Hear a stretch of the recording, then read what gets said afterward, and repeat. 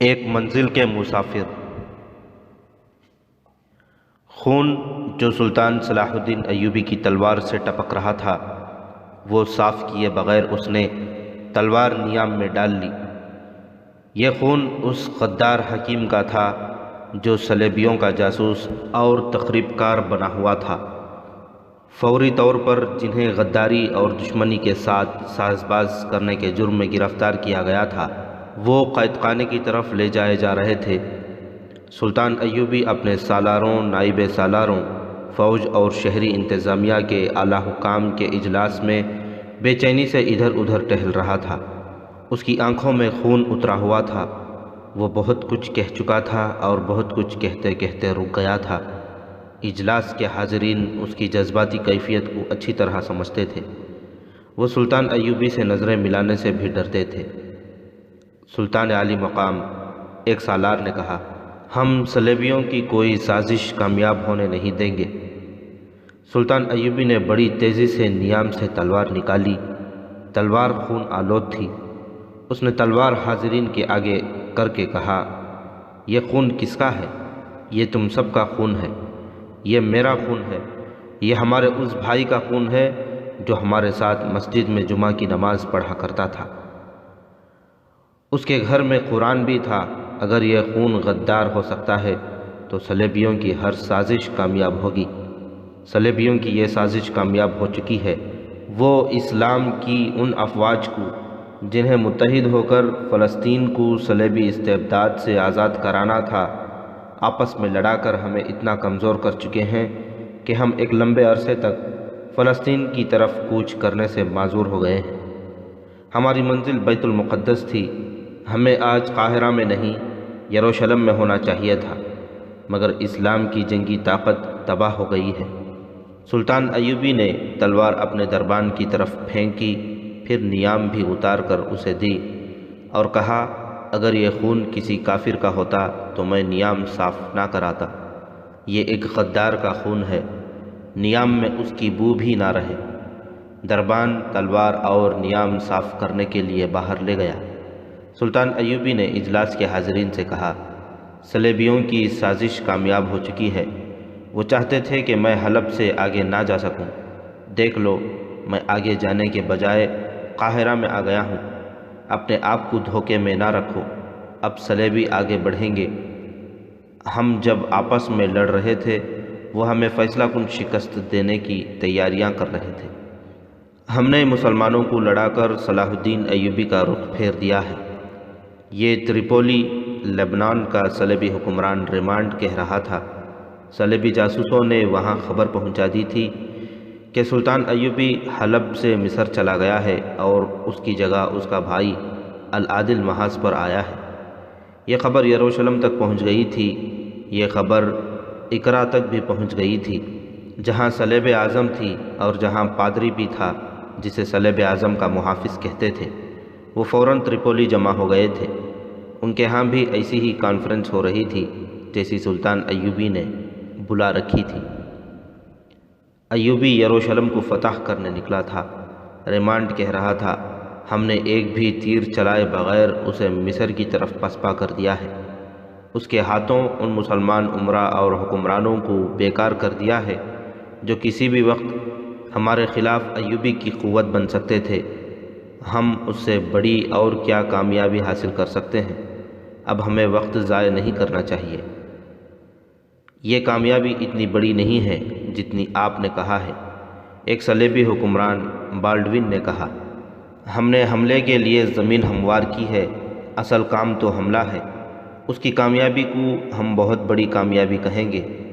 فوجیں فوراً جمع کرو اور پیش قدمی کرو اور سلطان ایوبی کو سنبھلنے کا موقع نہ دو۔ اگر ہم نے اپنے آپ کو بہت جلدی نہ سنبھالا تو میں بتا نہیں سکتا کہ اس کے نتائج کیا ہوں گے۔ سلطان ایوبی نے اپنے سالاروں اور دیگر حکام سے کہا، آج ہی نئی بھرتی شروع کر دو، سوار زیادہ ہونی چاہیے۔ سوڈان کے ان جوانوں کو بھی بھرتی کرو جنہیں 7 سال ہوئے بغاوت کے جرم میں فوج سے نکال کر قابل کاشت زمینوں پر آباد کیا گیا تھا۔ انہوں نے مصر میں اتنی خوشحالی دیکھی ہے کہ اب دھوکہ نہیں دیں گے۔ ایسے جوان جو گھوڑ سواری اور تیغ زنی کی سوجھ بوجھ رکھتے ہوں، انہیں جنگی تربیت دو۔ میں بہت جلدی مصر سے نکل جانا چاہتا ہوں۔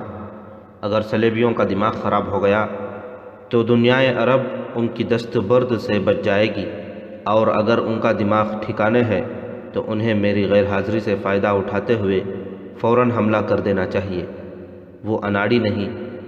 میرے لیے یہ حالات انہوں نے کسی مقصد کے تحت پیدا کیے تھے جن سے مجبور ہو کر میں مصر آ گیا ہوں۔ وہ ہم سے بیت المقدس کو صرف اسی صورت میں بچا سکتے ہیں کہ مقبوضہ علاقوں سے نکل کر ہمارے علاقوں میں آ کر لڑیں۔ اس جنگ کے لیے مجھے بہت سی فوج کی ضرورت ہے۔ میں اس وقت 250 نائٹ زیرہ پوش سردار میدان میں لا سکتا ہوں۔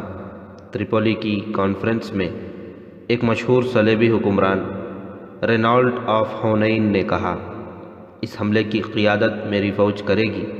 میں نے اس کا پلان بھی تیار کر لیا ہے۔ اس کی بنیاد یہ ہے کہ ہم صلاح الدین ایوبی کی طرح چوروں والی جنگ نہیں لڑیں گے۔ ہم طوفان اور سیلاب کی مانند پیش قدمی کریں گے۔ ہم سب اپنی فوجوں کو اکٹھا کر کے کوچ کریں گے تو آپ خود محسوس کریں گے کہ انسانوں اور گھوڑوں کا یہ طوفان دنیائے عرب کو خس و خاشاک کی طرح اڑاتا مصر کو بھی رون جائے گا اور اس کا زور سوڈان میں جا کر تھمے گا۔ اگر صلیبی افواج متحد ہو کر آئیں تو عرب کی سرزمین ہم سب سے اتنا خون مانگے گی جس میں ریگزار کے ذرے تیریں گے۔ سلطان ایوبی قاہرہ میں کہہ رہا تھا، اب کہ ہم سروں سے کفن باندھ کر جائیں گے۔ میرے رفیقوں، میری ایک حس مجھے بتا رہی ہے کہ ہمیں پوری تیاری سے اور پوری طرح سنبھل کر میدان میں اترنا پڑے گا۔ ایوبی کو مصر میں الجھائے رکھنے کے لیے ہمیں تخریب کاری تیز کرنی ہوگی، ریمانڈ نے کہا، اور صلیبیوں کی انٹیلیجنس کے استاد ہرمن سے کہا، ہرمن، مصر پر اپنی گرفت اور سخت کر دو۔ مجھے توقع ہے کہ ایوبی چین سے بیٹھنے والا آدمی نہیں۔ اس کی فوج کا جانی نقصان بہت ہو چکا ہے۔ وہ فوری طور پر نئی بھرتی کرے گا۔ کوشش کرو کہ اسے بھرتی نہ ملے۔ اگر اس میں کامیابی نہ ہو تو مصر کی فوج کے ذخیرے تباہ کراتے رہو۔ وہاں کی فوج پر نظر رکھو اور وہاں کے جاسوسوں سے کہو کہ صلاح الدین ایوبی کی ایک ایک حرکت کی اطلاع فوراً پہنچاتے رہیں۔ اور ہرمن، ایک صلیبی کمانڈر نے کہا، مصر کی خبر ملے نہ ملے، زیادہ ضروری یہ ہے کہ یہاں کی خبر باہر نہ جانے پائے۔ ہمیں تسلیم کرنا چاہیے کہ ایوبی جس طرح میدان جنگ میں ہمارے لیے مصیبت بن جاتا ہے، وہ جاسوسی کے میدان میں بھی ہم سے ہوشیار ہے۔ ہمارے درمیان اس کے جاسوس موجود ہیں۔ یہاں کی مسلمان آبادی پر گہری نظر رکھو۔ کسی پر ذرا سا شک ہو اسے قید کر دو، قتل کر دو۔ تمہیں پورے اختیارات دیے جاتے ہیں۔ میں کسی کے دل میں نہیں اتر سکتا، سلطان ایوبی کہہ رہا تھا۔ ایمان فروشوں کے سروں پر سینگ نہیں ہوتے۔ میں علی بن سفیان اور غیاث بلبیس کو اجازت دیتا ہوں کہ جس پر شک ہو وہ صلیبیوں کا جاسوس ہے، اسے قتل کر دو۔ اگر اس پر رحم کرنا چاہو تو اسے قید میں ڈال دو۔ میں ان حالات میں جب صلیبی متحد ہو کر آتے نظر آ رہے ہیں کسی کو بخش نہیں سکتا۔ میں اب تحقیقات اور عدل و انصاف کے طور طریقے بھی بدل دینا چاہتا ہوں۔ اور علی بن سفیان، اس نے اپنے انٹیلیجنس کے سربراہ سے کہا، مجھے یقین ہے کہ تم نے مقبوضہ علاقوں میں اپنا جال بچھا رکھا ہے۔ صلیبیوں کے ہاں اپنے کچھ اور آدمی بھیج دو اور وہاں کے جاسوسوں سے کہو کہ کوئی خبر اور اطلاع زیادہ دیر تک اپنے پاس نہ رکھیں۔ خطرہ مول لیں اور تیر کی رفتار سے قاہرہ خبریں پہنچائیں۔ مجھے اندھا نہ کر دینا علی بن سفیان، اور کوشش کرو کہ یہاں سے کوئی خبر باہر نہ جا سکے۔ اگر ہماری افواج کی کمان مشترکہ ہو تو ہم زیادہ بہتر اور مؤثر طریقے سے لڑ سکیں گے، ریمانڈ نے کہا۔ میں اتحاد پر زور دوں گا، مشترکہ کمان پر نہیں، رینالڈ نے کہا۔ مشترکہ کمان کے کچھ نقصانات بھی ہوتے ہیں۔ میدان جنگ میں ہمیں ایک دوسرے سے باخبر رہنا چاہیے اور ایک دوسرے کے راستے میں نہیں آنا چاہیے۔ ہم پیش قدمی کے لیے علاقے تقسیم کر لیں گے۔ احتیاط صرف یہ کی جائے کہ ہماری نقل و حرکت راز میں رہے۔ دونوں طرف جنگی تیاریوں کا ہنگامہ تھا۔ صلیبی اب کے سلطان ایوبی کو فیصلہ کن شکست دینے کا عزم کیے ہوئے تھے۔ سلطان ایوبی زخم خوردہ تھا۔ آپ تفصیل سے پڑھ چکے ہیں کہ صلیبیوں کی شہ پر 3 مسلمان امراء سلطان ایوبی کے خلاف محاذ آرا ہو گئے تھے۔ 2.5-3 سال مسلمان فوجیں ایک دوسرے کا خون بہاتی رہیں۔ سلطان ایوبی نے تینوں مسلمان افواج کو فیصلہ کن شکست دے کر ان سے ہتھیار ڈلوائے اور انہوں نے سلطان ایوبی کی اطاعت قبول کر لی تھی، مگر اس فتح کو سلطان ایوبی امت رسول اللہ صلی اللہ علیہ وسلم کی بدترین شکست کہتا تھا، کیونکہ صلیبیوں کی سازش کامیاب ہو گئی تھی۔ اس خانہ جنگی میں اللہ کے وہ ہزارہ سپاہی مارے گئے یا عمر بھر کے لیے اپاہج ہو گئے جنہیں فلسطین کو صلیب سے پاک کرنا تھا۔ اس دوران صلیبیوں نے فوج میں اضافہ کر لیا تھا، فوج کو آرام بھی دے لیا تھا اور جنگی تیاریاں مکمل کر لی تھیں۔ ان کا یہ دعویٰ بے بنیاد نہیں تھا کہ وہ طوفان کی طرح آئیں گے اور دنیائے عرب کو خس و خاشاک کی طرح اڑا لے جائیں گے۔ ان کے مقابلے میں سلطان ایوبی کی فوج کے تجربہ کار سپاہی اور کمانڈر شہید ہو چکے تھے اور وہ نئی بھرتی کی ضرورت محسوس کر رہا تھا۔ رنگروٹوں کو لڑانا بہت بڑا خطرہ تھا، مگر اس کے سوا کوئی چارہ نہیں تھا۔ اسے مصر میں بھی فوج کی زیادہ نفری رکھنی تھی، کیونکہ سوڈان کی طرف سے خطرہ تھا۔ اس کے علاوہ ملک کے اندر تخریب کاری اور غداری بھی زیادہ تھی۔ صلیبی طوفان کی طرح آنے کے پلان بنا رہے تھے اور سلطان ایوبی اپنے طریقۂ جنگ سے ہٹنا نہیں چاہتا تھا۔ اس نے طے کر رکھا تھا کہ وہ شبخون مارنے اور ضرب لگاؤ اور بھاگو کے اصول پر لڑے گا۔ اب کے صلیبیوں نے ایسا پلان تیار کرنے کی سوچی تھی جس میں سلطان ایوبی کا کمانڈو آپریشن کامیاب نہ ہو سکے۔ وہ اس کی فوج کو گھیرے میں لے کر آمنے سامنے کی جنگ لڑانے کی ترکیبیں سوچ رہے تھے۔ دونوں طرف یہ کوشش ہو رہی تھی کہ اپنی اپنی جنگی تیاریوں، منصوبوں اور نقل و حمل کو راز میں رکھیں اور ایک دوسرے کے راز معلوم کریں۔ اس مقصد کے لیے دونوں کے ہاں ایک دوسرے کے جاسوس موجود تھے۔ صلیبی کمانڈروں وغیرہ کو یہ تو معلوم تھا کہ ان کے درمیان سلطان ایوبی کے جاسوس موجود ہیں، لیکن ریمانڈ والی تریپولی اور دیگر صلیبی حکمرانوں کو یہ معلوم نہیں تھا کہ ان کی کانفرنس میں 2 مسلمان جاسوس موجود ہیں۔ پہلے بھی ان کا ذکر آ چکا ہے۔ ایک مسلمان راشد چنگیز تھا اور دوسرا فرانسیسی عیسائی وکٹر تھا۔ یہ اعلیٰ قسم کے ملازم تھے جو صلیبی بادشاہوں اور اعلیٰ کمانڈروں کی دعوتیں وغیرہ میں شراب اور کھانے وغیرہ کی سروس کی نگرانی کرتے تھے۔ راشد چنگیز نے اپنا نام عیسائیوں جیسا ظاہر کر رکھا تھا۔ ترک ہونے کی وجہ سے اس کا رنگ یورپی باشندوں جیسا تھا، بہت ہوشیار اور چرب زبان تھا۔ وکٹر کے متعلق تو کسی کو بھی شبہ ہی نہیں تھا کہ وہ عیسائی ہے۔ وہ فرانس کا رہنے والا تھا، لیکن اپنے آپ کو اس نے یونانی عیسائی بتایا تھا۔ صلیبیوں کی اس کانفرنس میں بھی دونوں اپنی مخصوص وردی پہنے موجود تھے، کیونکہ صلیبی شراب کے بغیر کوئی کام نہیں کرتے تھے۔ یہ دونوں شراب پیش کر رہے تھے اور ان کی باتیں غور سے سن رہے تھے۔ یہ باتیں بہت ہی قیمتی تھیں جو انہیں قاہرہ پہنچانی تھیں، مگر یہ ابھی مکمل نہیں تھیں۔ وہ صلیبیوں کا پورا پلان معلوم کر کے قاہرہ پہنچانے کا ارادہ کیے ہوئے تھے۔ علی بن سفیان کو اپنے ان دونوں جاسوسوں پر مکمل اعتماد تھا۔ حالانکہ وکٹر عیسائی تھا، صلیبیوں کو یہی خطرہ محسوس ہو رہا تھا کہ سلطان ایوبی کو ان کے پلان اور نقل و حرکت کا علم ہو گیا تو وہ جگہ جگہ گھات لگا کر تھوڑی تھوڑی نفری سے ان کے طوفانی لشکر کو تباہ کر دے گا۔ چنانچہ وہاں سلطان کے جاسوسوں کو سراغ لگانے اور انہیں پکڑنے کے بڑے ہی سخت احکام جاری کر دیے گئے۔ مصر میں بھرتی کی مہم شروع ہو گئی۔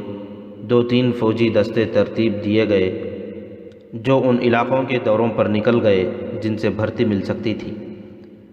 فوجی جاہ و جلال اور جنگی مظاہروں اور کھیل تماشوں کا انتظام کیا گیا۔ مسجدوں کے اماموں کے لیے تیز رفتار قاصدوں کے ذریعے سلطان ایوبی کا یہ پیغام بھیجا گیا کہ وہ لوگوں کو جہاد کی اہمیت بتائیں اور انہیں یہ بتائیں کہ کفار پوری طاقت کے ساتھ عالم اسلام پر حملہ آور ہو رہے ہیں، اور یہ بھی کہ قبلہ اول کفار کے قبضے میں ہے۔ اس صورت میں ہر مسلمان پر جہاد فرض ہو گیا ہے۔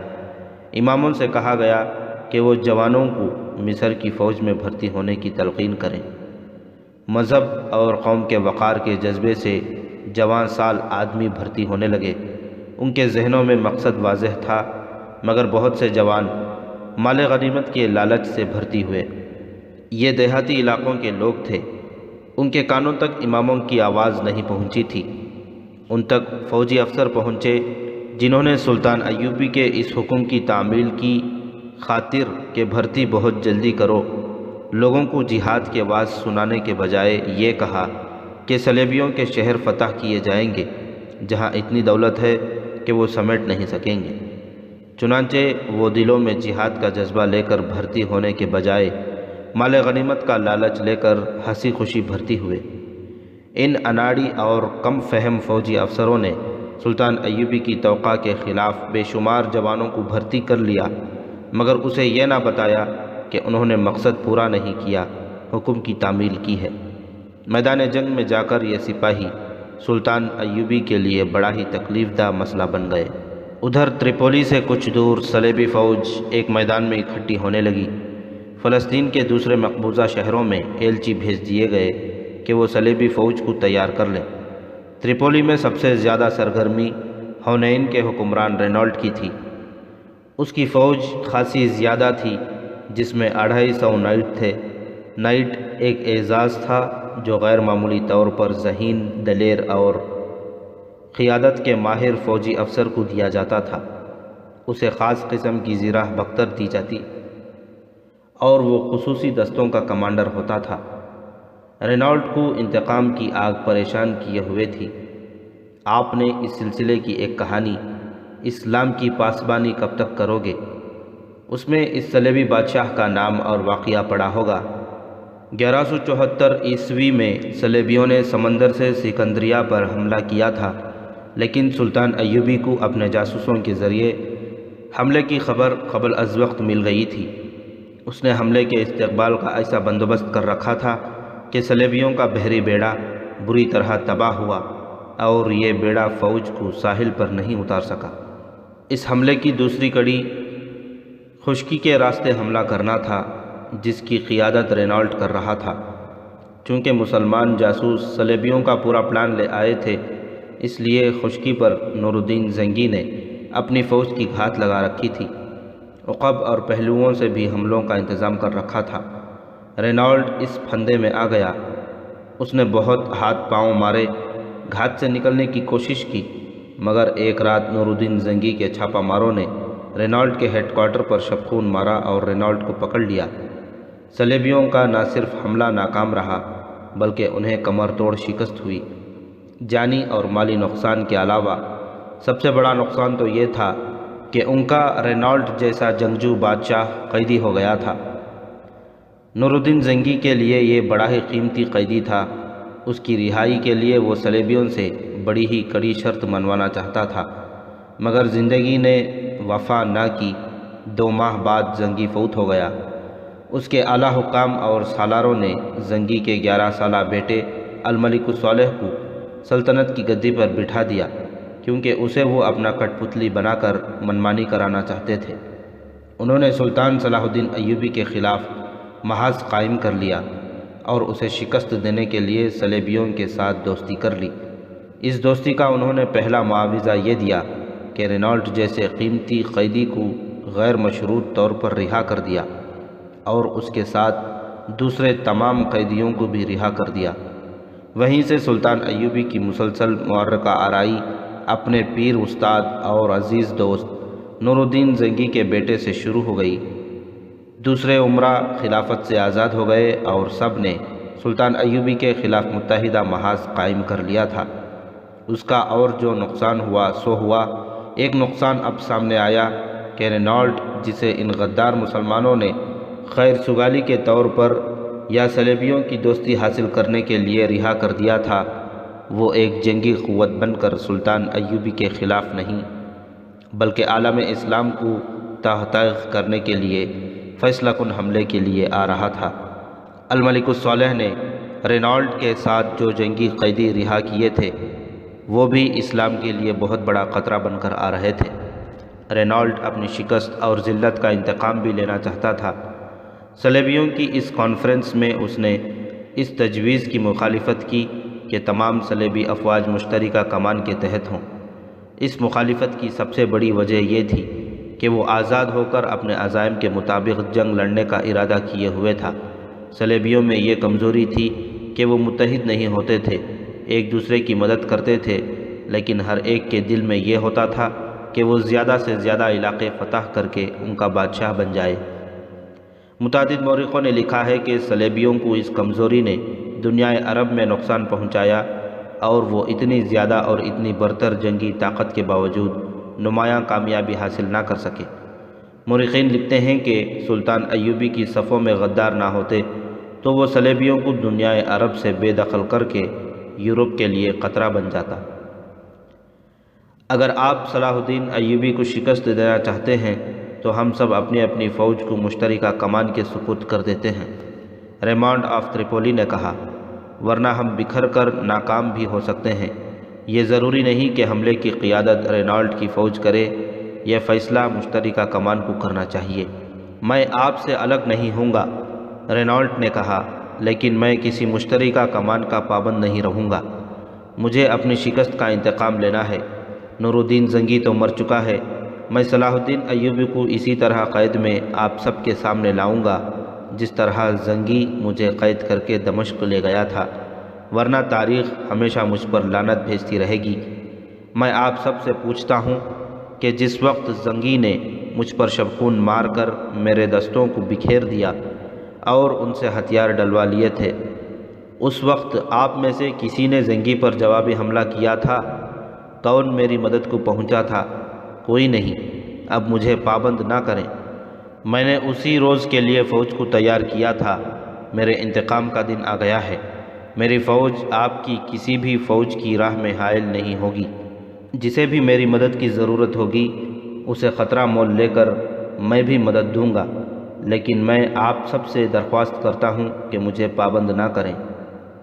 نہیں کریں گے، بالڈوین نے کہا۔ ہماری آج کی کانفرنس ابتدائی بات چیت تک محدود رہے گی۔ اس میں ہم نے یہ طے کر لیا ہے کہ ہماری زمین دوز کوششوں سے مسلمانوں کی خانہ جنگی نے انہیں کمزور کر دیا ہے اور صلاح الدین ایوبی ادھر آنے کے بجائے مصر چلا گیا ہے، لہٰذا ہمیں برق رفتار اور طوفانی قسم کا حملہ کرنا ہے۔ ہم نے آج اس حملے کا فیصلہ کر لیا ہے۔ اب 2-4 دن ہم سب فردن فردن سوچ لیں۔ ہم میں سے جو بھی غیر حاضر ہیں انہیں بھی بلا لیں اور ایک دن مقرر کر کے حملے کا پلان تیار کر لیں۔ ہماری فوجیں تیار ہیں۔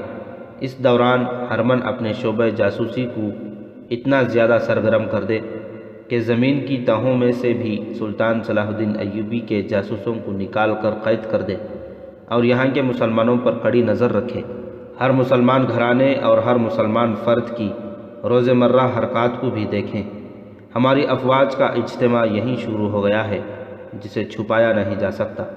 یہ انتظام ہرمن کو کرنا ہے کہ کوئی آدمی یا عورت اس جگہ سے باہر جائے تو یہ یقین کر لیا جائے کہ وہ جاسوس نہیں۔ ایسا ہی ہوگا، ہرمن نے کہا۔ یہاں سے کوئی پرندہ بھی باہر نہیں جائے گا۔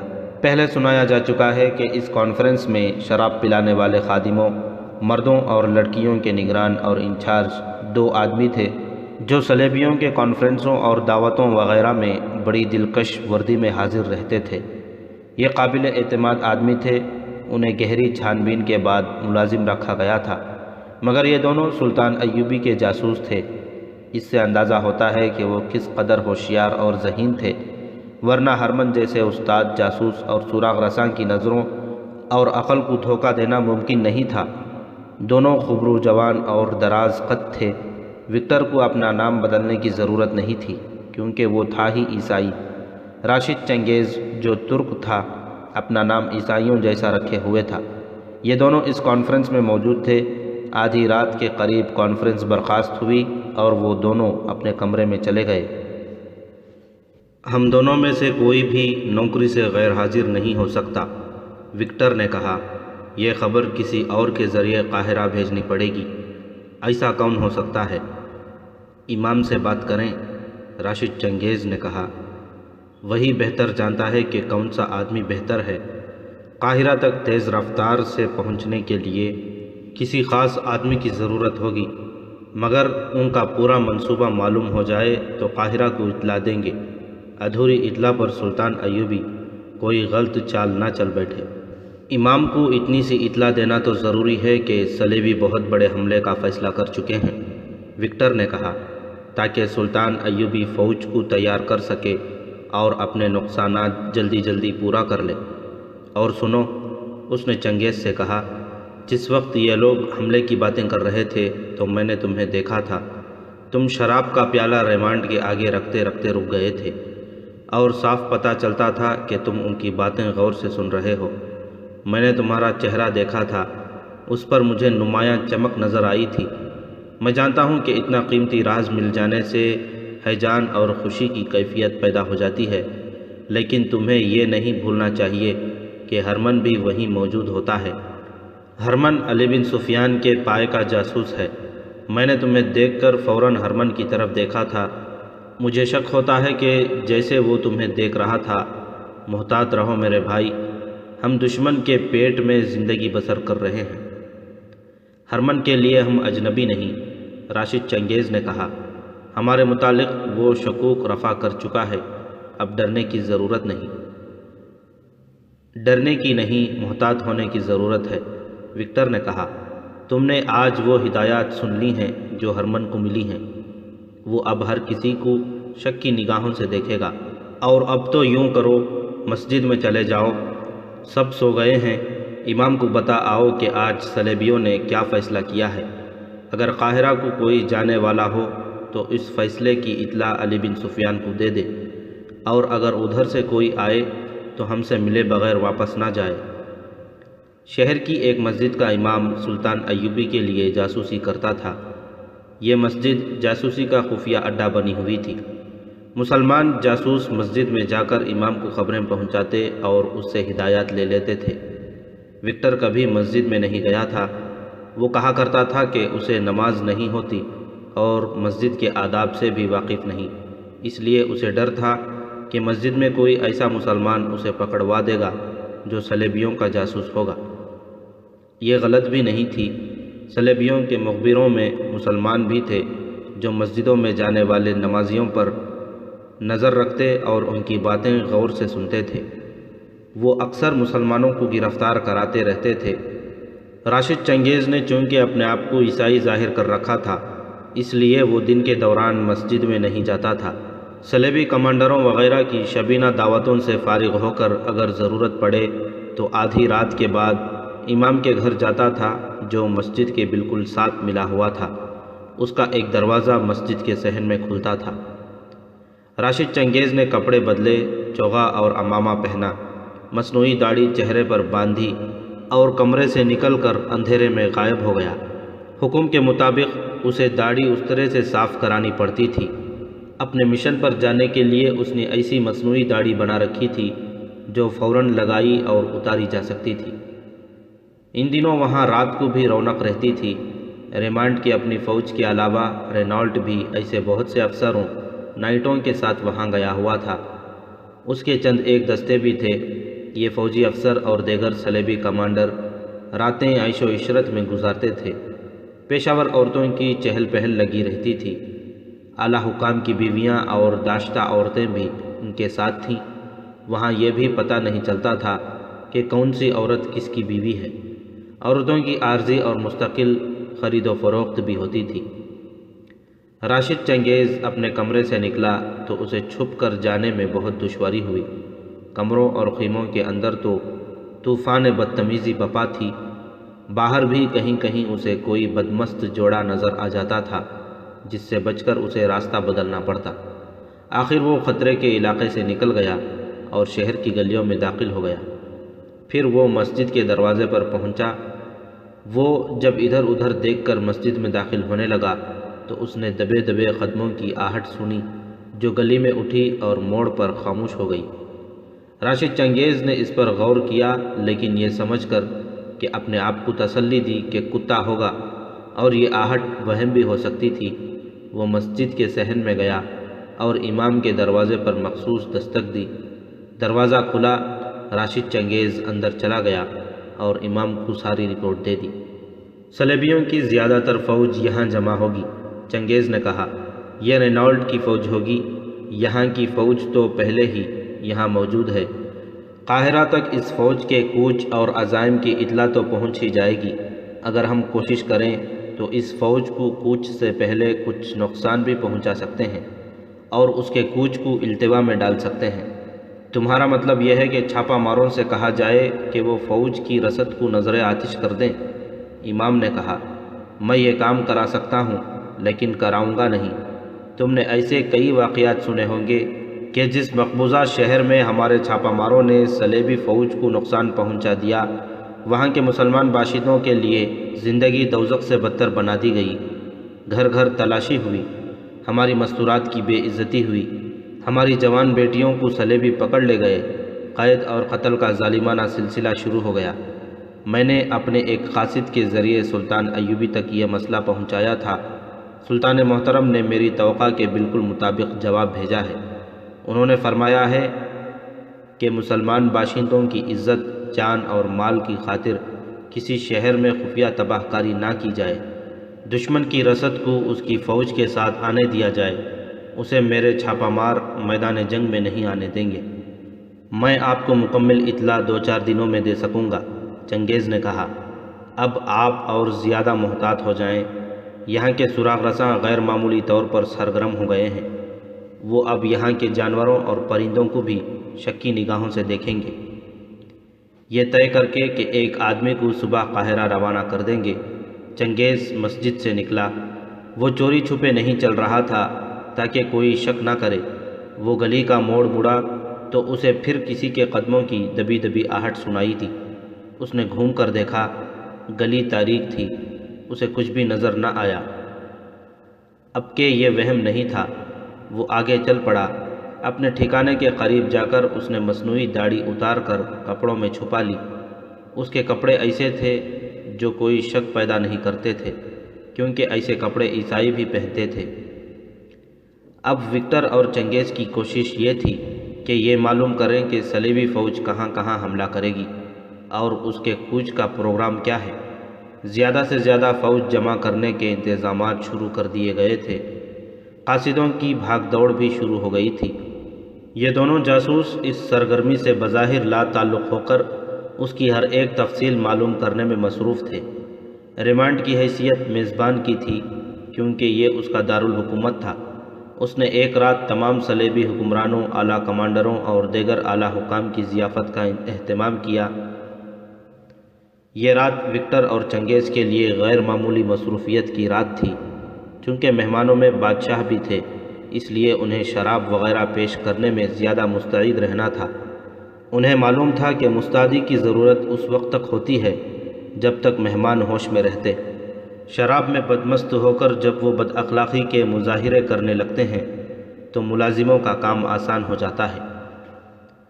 اس ضیافت میں جتنے مرد تھے اتنی ہی عورتیں تھیں۔ ان میں جوان لڑکیاں بھی تھیں، جوان عورتیں بھی، اور وہ بھی جو بڑھاپے کو جوانی کا دھوکہ دے رہے تھے۔ وکٹر اور چنگیز کھانا اور شراب وغیرہ لانے والے ملازموں کی نگرانی کرتے اور بھاگتے دوڑتے رہے۔ ایک جوان یورپی عورت نے چنگیز سے 2-3 بار شراب مانگی۔ چنگیز نے ہر بار کسی ملازم یا ملازمہ کو بلا کر کہا کہ اسے شراب دے۔ اس وقت مہمان ریمانڈ کے محل میں ادھر ادھر بکھرے ہوئے تھے۔ یہ عورت بہت خوبصورت تھی۔ اس نے دیکھا کہ چنگیز ہر بار ملازم سے کہہ کر شراب منگواتا ہے تو اس نے مسکرا کر کہا، میں تمہارے ہاتھ سے تھوڑی سی پینا چاہتی ہوں، تم نوکروں کو حکم دے کر ادھر ادھر ہو جاتے ہو۔ میں لا دیتا ہوں، چنگیز نے نوکروں کے سے لہجے میں کہا۔ یہاں نہیں، عورت نے کہا، میں باہر باغ میں جا رہی ہوں، وہاں لانا۔ چنگیز شراب کی ایک خوشنما سراہی لے کے اس جگہ چلا گیا جہاں وہ عورت جا بیٹھی تھی۔ یہ محل کا باغ تھا، وہاں بھی مہمان بکھرے ہوئے تھے، ہر ایک کے ساتھ ایک عورت اور ہاتھ میں شراب کا پیالہ تھا۔ صرف یہ عورت اکیلی تھی اور چنگیز ذرا حیران بھی ہوا کہ ایسی جوان اور خوبصورت عورت اکیلی کیوں ہے۔ اس پر تو مہمانوں کو مکھیوں کی طرح بھن بھنانا چاہیے تھا۔ وہ اس کے پیالے میں شراب ڈالنے لگا تو عورت نے پوچھا کہ وہ کہاں کا رہنے والا ہے۔ اس نے یورپ کے کسی گاؤں کا نام لیا اور بتایا کہ وہ لڑکپن سے شاہ ریمانڈ کے شاہی سٹاف میں ہے۔ تم تھوڑی سی دیر میرے پاس رک سکو گے؟ عورت نے پوچھا، اور پیالہ اس کی طرف بڑھا کر کہا، لو میرے پیالے میں سے تم پیو، پھر میں پیوں گی۔ اس کی آواز میں التجا اور تشنگی تھی۔ آپ دیکھ رہی ہیں کہ میں نوکر ہوں، چنگیز نے کہا۔ آپ شاہی خاندان کی خاتون ہیں، میں اس وقت نوکری کے فرائض ادا کر رہا ہوں۔ اس وقت مجھے اپنا نوکر سمجھو۔ عورت نے اس کی کلائی پکڑ لی اور پیاسی مسکراہٹ سے کہا، تم شہزادے ہو، یہ تو دل بتایا کرتا ہے کہ کون کیا ہے۔ آپ اکیلی کیوں ہیں؟ چنگیز نے پوچھا۔ کیونکہ میرے جذبات مجھے اجازت نہیں دیتے کہ جس سے مجھے نفرت ہو اس کے ساتھ ہنسوں کھیلوں۔ اس نے جواب دیا، مجھے جو اچھا لگتا ہے اسے اپنے پاس بلا لیا ہے۔ تم نے میرے ہاتھ سے پیالہ نہیں لیا۔ کسی نے دیکھ لیا تو مجھے سولی پر کھڑا کر دیا جائے گا، چنگیز نے کہا۔ اگر تم نے میرے پیالے سے ایک گھونٹ نہ پیا تو میں تمہیں سولی پر کھڑا کر دوں گی، عورت نے کہا۔ وہ مسکرا رہی تھی۔ اس نے اور آگے ہو کر دھیمی آواز میں کہا، پاگل، تم مجھے اتنے اچھے لگتے ہو کہ دل کے ہاتھوں مجبور ہو کر تمہیں ادھر بلایا ہے۔ مجھے ٹالنے کی نہ سوچنا۔ میں شراب نہیں پیوں گا، چنگیز نے کہا۔ نہ پیو، عورت نے کہا، مگر میں جب بھی اور جہاں بھی تمہیں بلاؤں تمہیں آنا پڑے گا۔